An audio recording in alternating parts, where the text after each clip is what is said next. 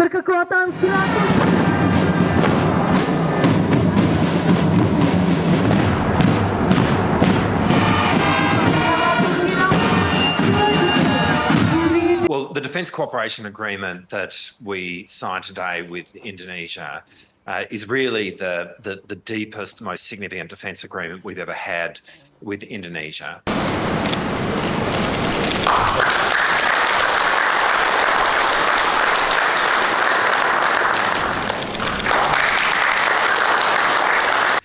What it does is facilitate and streamline all the interactions that we have between our two defence forces so that you don't need to be negotiating permissions every time you do an exercise. The significance of that is that it will make it much more easy for us to do more exercises, to be more interoperable, for us to work together more on shared interests like asserting the rules-based order, which obviously matters to both of our countries. And I think in the immediate term, what we will see as a result of this is a much increased tempo of defence exercises between our two countries. And indeed, well, there's a defence exercise going on as we speak, but in November with exercise Chris Woomera, we will see the biggest ever defence exercise between Indonesia and Australia. Now, you're describing this as the most significant agreement ever. Then it must go further than the 1995 agreement, which was hugely significant at the time, an agreement which contemplated either party coming to the aid of the other if threatened or attacked. So does this agreement contemplate the same thing? It is different to the 1995 agreement. The 1995 agreement was, as you rightly say, a huge moment in the bilateral relationship. It was broader than just defence and did provide for, as you say, a consultative mechanism between our two countries when our interests are being challenged. This, though, is much more detailed in terms of being specifically applying to defence. So what this enables is us to operate from each other's countries, for example, and we'll have in place a standard permission, if I could put it that way, that allows that activity to occur. Perhaps the way to link the two is to understand that what this represents today is really a moment which is similar in terms of the level of strategic trust which exists between our two countries at this moment in time. There's no question that the exercises that you're talking about are significant, but I'd still don't see how it can be as significant as that original agreement unless you are contemplating that same thing, which is coming to the aid of the other if threatened. Are we saying that Australia would do something similar now under this agreement? Well, the 1995 agreement is still there. I think it's important. Let me interrupt. The 1995 agreement was abrogated. It's not still there. Well, I think what's important to understand is that we are not talking about an alliance. So, Indonesia has a proud history of non-alignment. We understand that, and in fact, in respecting it, we really like the fact that we have a non-aligned Indonesia on our northern border. But what this does is enable a much greater degree of cooperation between our two countries. It is not a military alliance in that way, but it is a statement of strategic trust. It is a statement of the fact that our two countries see that we have security in each other and that by working more closely together, our position is enhanced. You just said that we like having a non-aligned neighbour to the north, but how much can we really work closely with the Indonesian military, given Prabowo Subianto's declared ambition to work closely with the Chinese and Russian militaries? Well, we can work really closely together, and we are. The exercise Chris Woomera is an example of exactly that. So how should Australians think about this agreement, bearing in mind what I just said, that Prabowo says he wants to increase cooperation with China and with Russia, and he referred to Putin as a great friend? This is not a change in Indonesia's historic position, of strategic non-alignment. What this does represent is our two countries finding security in each other, working much more closely together, seeing that there is a benefit in our militaries being more interoperable, of working more closely together, of doing more to assert where we do have common interests, and the rules-based order, notions like freedom of navigation are all matters which are very much consistent between our two countries.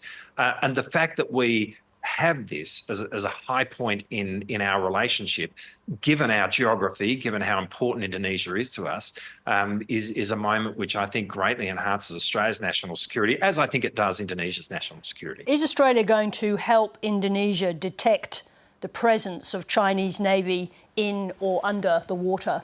I wouldn't speak specifically on a question of that kind. I think you will see much greater cooperation across every domain between the Australian Defence Force and the TNI.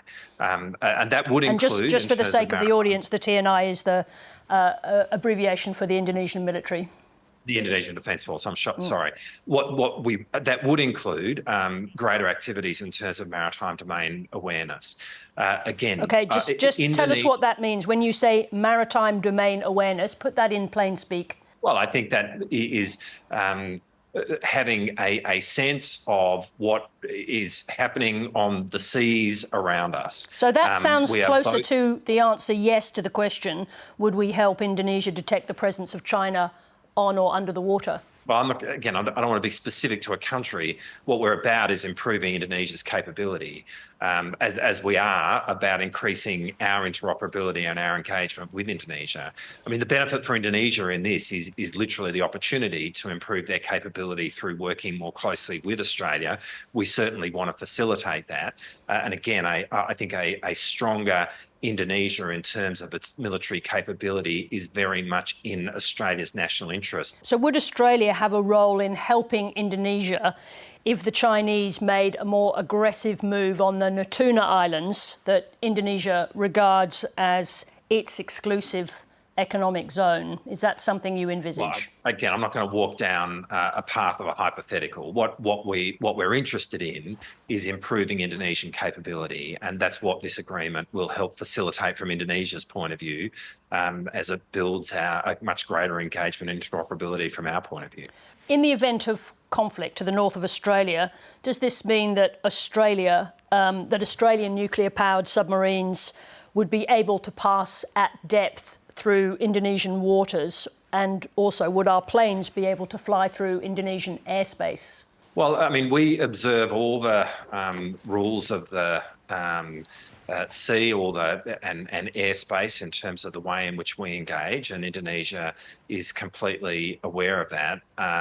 Again, what this means is that with our nearest neighbour, with a country with whom whatever our relationship is like, we have a shared destiny, we can now move forward with that destiny being one of deep cooperation, deep trust and deep understanding, and that can only be to our benefit. I want to ask you about the issue of the hot mic incident in the Pacific between Deputy Secretary of State Kurt Campbell and Anthony Albanese yesterday.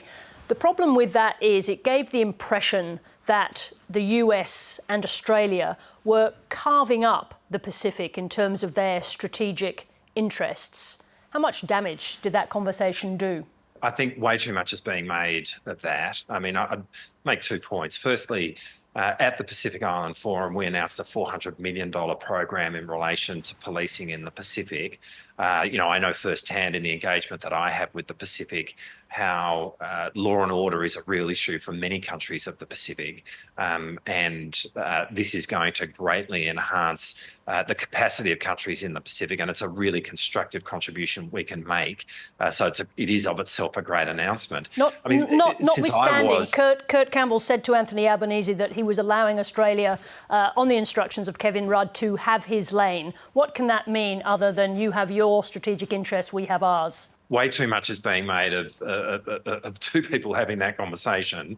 We have been encouraging of America to play a bigger role in the Pacific, amongst Pacific Island countries, and they are doing that.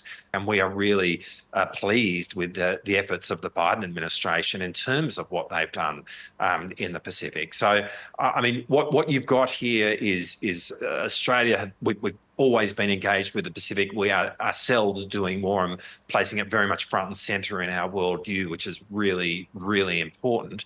But we're working more closely with other countries, including the United States, to see them make their contribution in the Pacific, and that is a good thing. Richard Marles, thank you for joining us on this day and from Java in Indonesia. Thank you very much. Thanks, Sarah.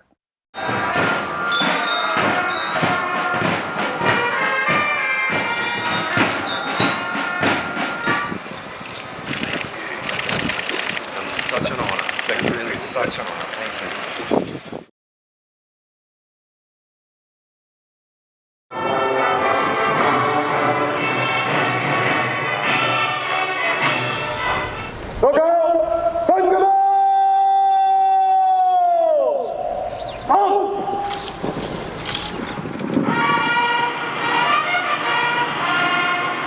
Upacara penyambutan siap. Selanjutnya pasukan siap diperiksa.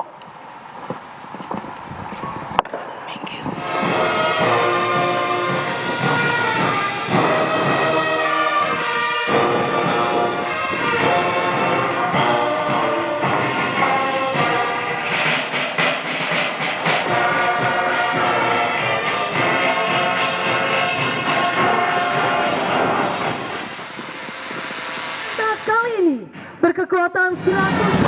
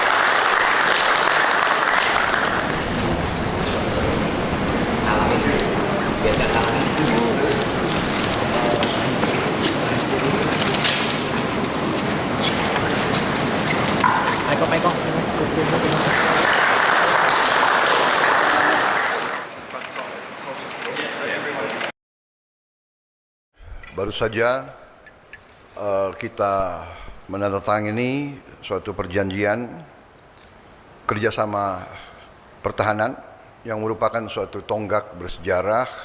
Ini dilakukan untuk bersama-sama sebagai tetangga yang berhubungan langsung meningkatkan kerjasama untuk saling membantu mengatasi berbagai ancaman keamanan dan mempromosikan perdamaian dan stabilitas yang berkelanjutan di kawasan Asia Pasifik. Thank you.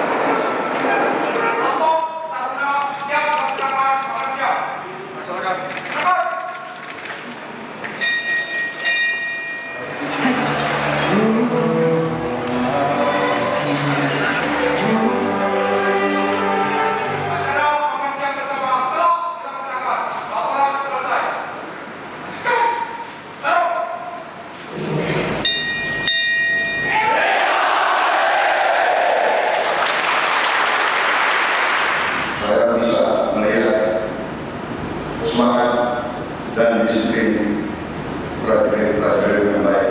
Dan hari ini kau telah menampilkan, menunjukkan semangat, disiplin yang membanggakan saya dan seluruh bangsa Indonesia. Sebagai mantan komandan pasukan tempur, kalau prajurit baik, harus saya kasih penghargaan.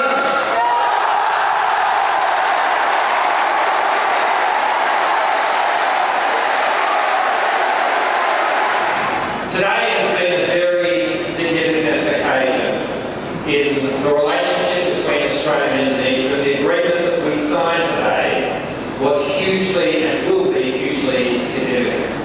Your discipline, your skill, your effort, your joy has made this day so memorable.